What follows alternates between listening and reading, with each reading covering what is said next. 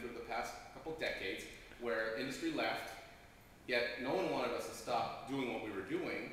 Where did that burden go to? It shifted from the industrial tax base to the residential tax base. Right? But you say, well, give it to the businesses. Like, they can handle it. You know, they just jack up the prices for the people that they serve.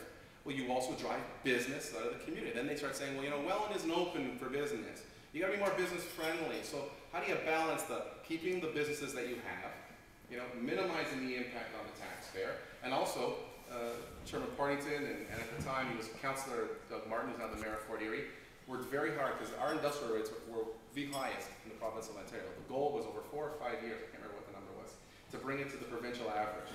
And we're almost there. And actually, we got a letter last year from General Motors when they announced their $100 million possible expansion. We got a letter that said that the reason now we're thinking about Niagara is because you lowered our industrial tax rate. That's why GM said we're now thinking about Niagara. So I understand the balancing act, and I'm sometimes criticized for using that phrase.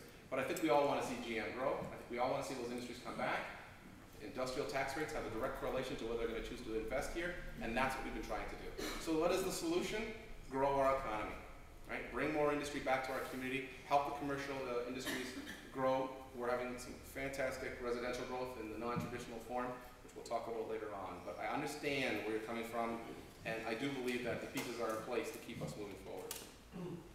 The last one that you had brought to my attention was the image of Niagara. You know, there's something, I don't know if it was a bad thing, we got a bad image, we got a good image, like, what is it?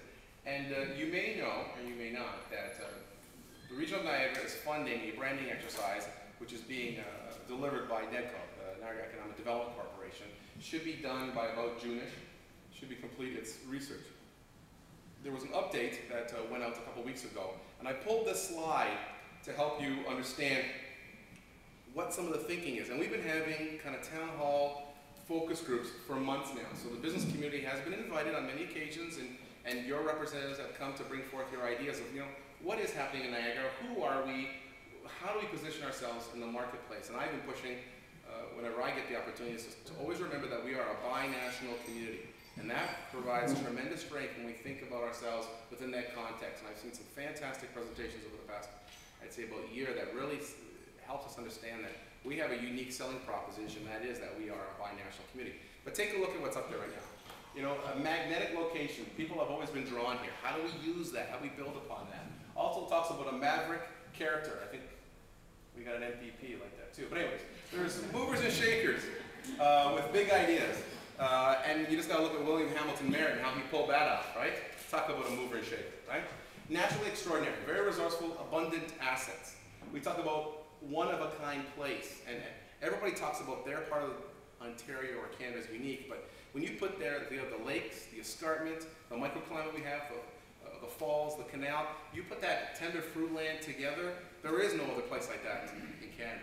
Absolutely no other place. With some of the mildest temperatures, actually, that you can find. When we were working with Hanwha, one of the things that they asked for us when we were trying to bring that Korean car company, they wanted stats on snowfall.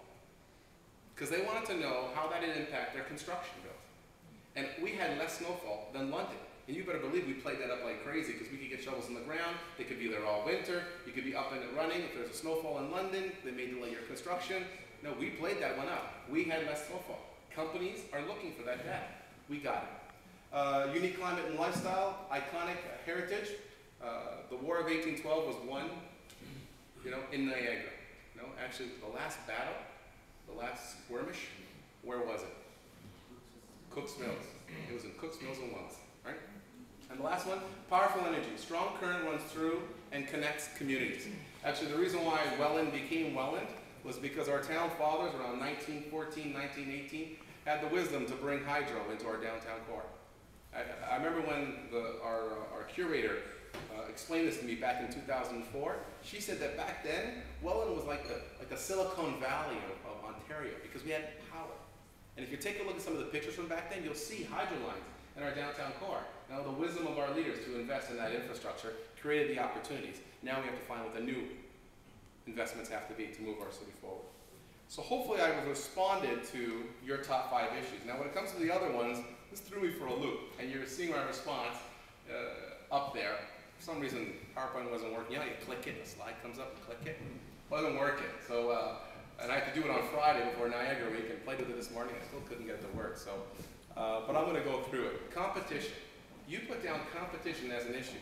Well, if competition's an issue, then I'm going to ask you for a favor.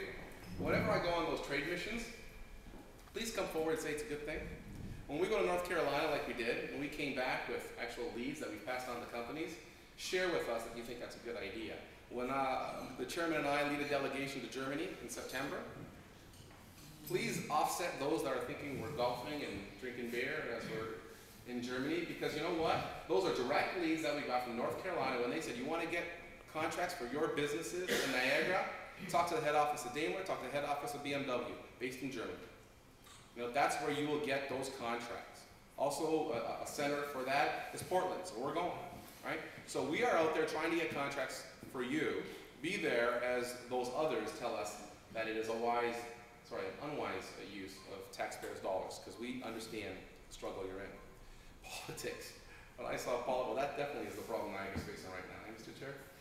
I know Dave Augustine and I have been doing our best. He's been doing actually a little better job than I have in trying to manage the politics. I'm getting a little frustrated, to tell you the truth. And it's real simple. We just got to find a way to work together.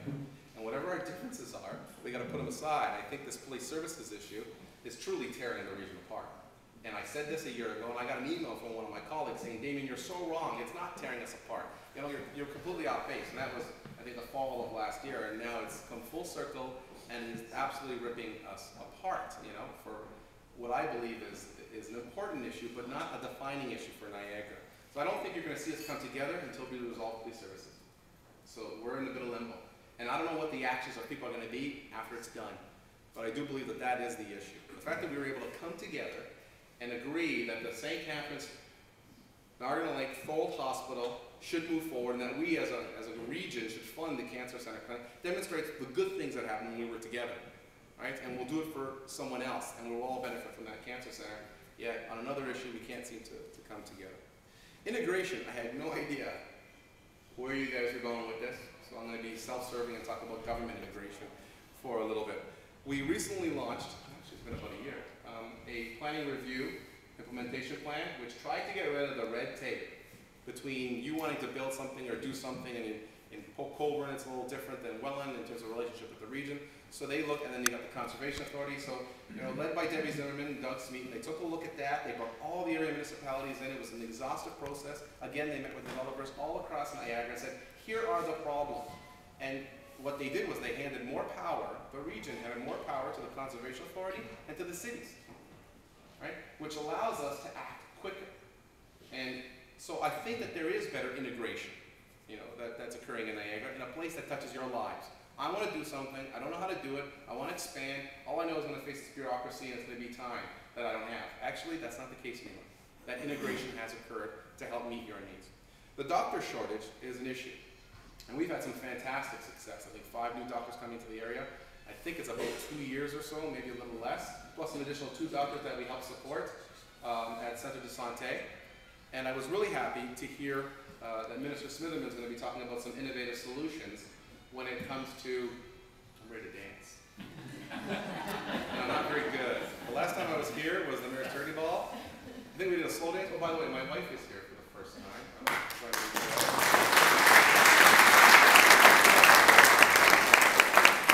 She sees me late at night putting these PowerPoint presentations together, and wondering, what the hell am I doing at these things? She goes, I'm coming to this one, right?